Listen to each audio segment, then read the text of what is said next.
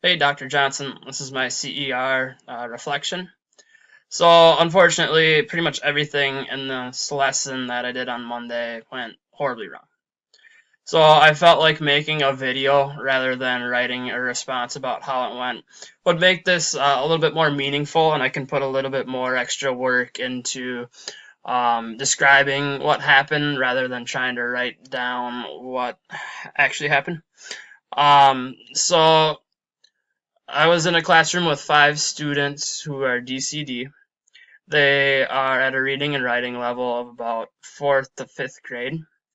We had 2 pairs in the classroom to help them out during the lesson and activity.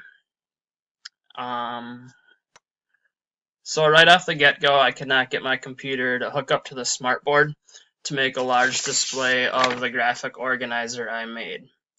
The purpose of my lesson was to review the main characters of Charlotte's Web, and they can use this graphic organizer to list 8 of the main characters, both human and animal, and list some traits about them.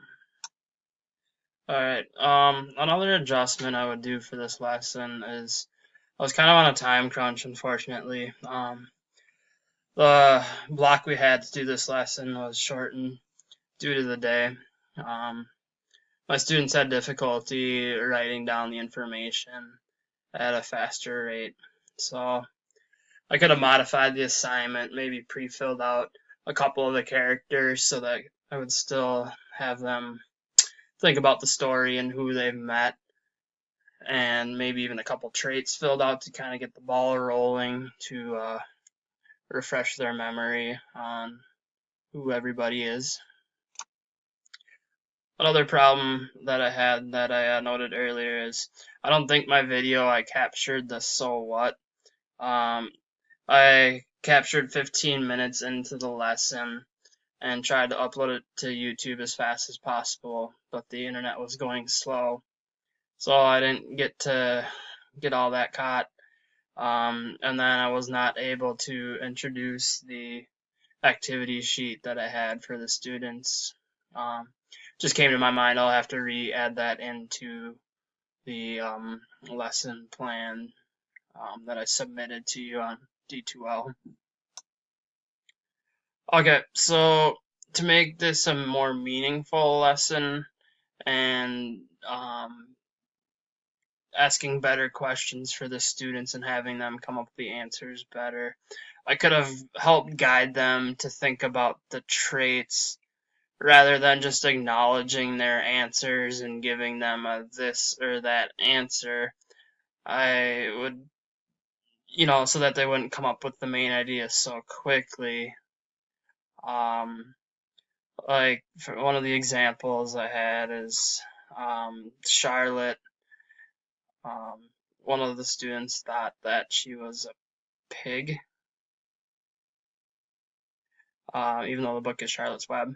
Um, and so I kind of directed them towards like, is Charlotte a boy or a girl? Instead, I could have gone around and like, well, what traits define Charlotte, or what does Charlotte do in the story? And then they could come up with that she's the spider that makes the webs, and then they might be able to identify that she was a girl. Given the scenario of presenting the lesson to the class, one thing I could have also done was maybe had the students read a little bit of the book where they currently were at, so that they start reading and getting into the story and reading the characters' names, and that way they could easily tell me who's in the story when we began the lesson of filling out the graphic organizer.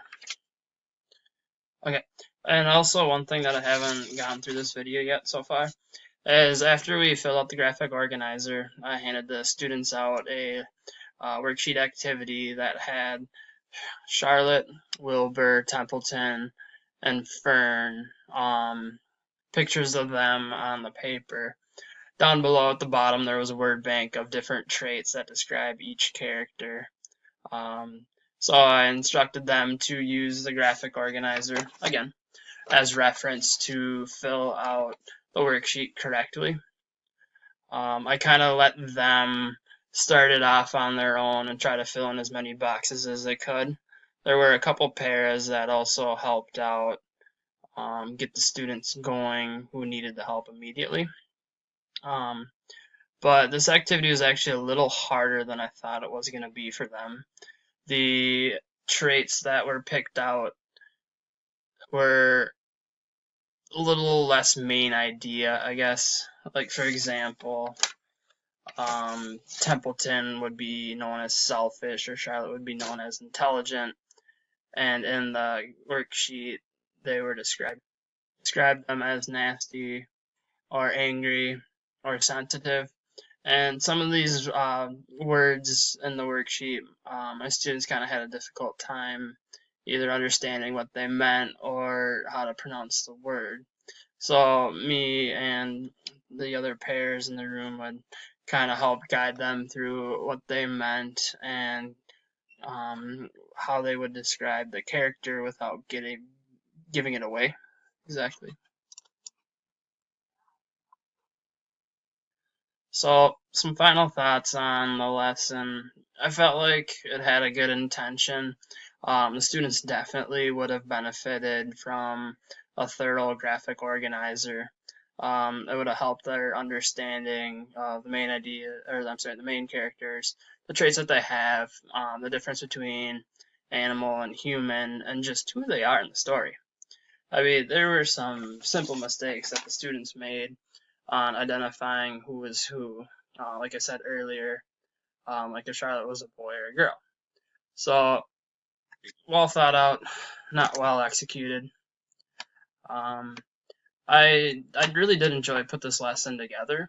Like I said, it was super beneficial for them to do. So I thoroughly enjoyed looking through various worksheets and activities, of course on Pinterest, that teachers had done in previous lessons per se. And then I also really enjoyed filling out this graphic organizer. Really, it was cool. It was fun compiling it all, putting it together, and organizing. An overall delivery of the lesson was okay. I felt like I spent way more time helping the students filling out the graphic organizer than actually having like teaching to the class, going through a discussion, and allowing the students to think about the characters in the story. So going forward after my first failed lesson, there are definitely a lot of things that I have come to realize that could really enhance the learning experience in just a quick bit. From the technical difficulty to the completion of the graphic organizer to the difficulty of the little assessment or worksheet that I handed out. Getting those to the students' ability and knowledge levels like super important. If I went through everything frame by frame, this could have been a 45 to 50-minute lesson on just the graphic organizer. I mean, it's tough to say though.